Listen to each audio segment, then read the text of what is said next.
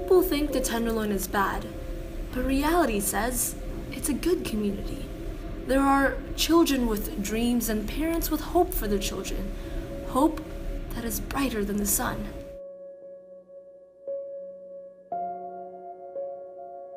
I originally was born and raised in the Philippines, and in 2005, my family and I moved here to the Tenderloin when I was 8 years old.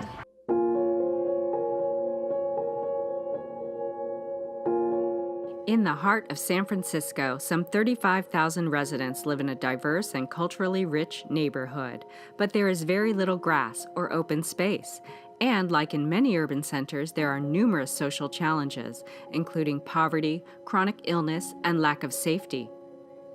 There were times that I did feel unsafe walking in the neighborhood, mostly when I was in middle school, when I would walk from my own home 2 to 3 blocks away from my middle school, the American Academy.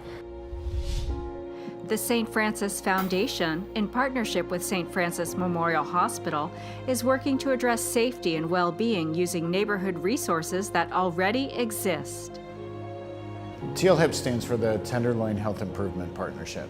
Our strategy has been to do real on-the-ground work so that the people who live here can see that success. 4, 3, 2, 1. There are over 140 agencies doing work here.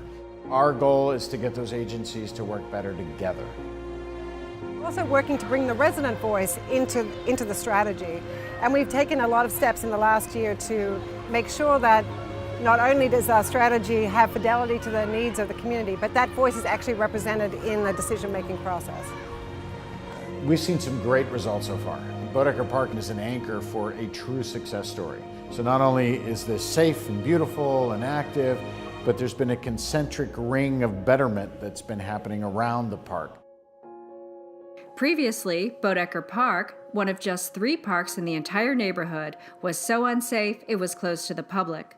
All of that changed with programming and activation funded by the St. Francis Foundation.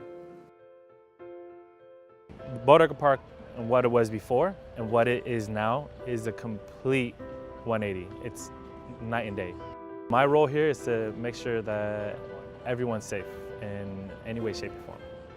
When Boedekker Park was renovated and there's a lot of different programming, I would always bring my little sister, because growing up I didn't have a park like Boedekker Park, and to see that my sister is having that childhood here and I'm being a part of that, that to me is one of the most precious experiences that I'll always remember and I'll always cherish.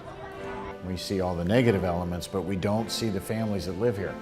There are 3,500 children that live in this neighborhood. It's the most populated, it's the most dense collection of children of any neighborhood in the city. Most of the people that live here are working families.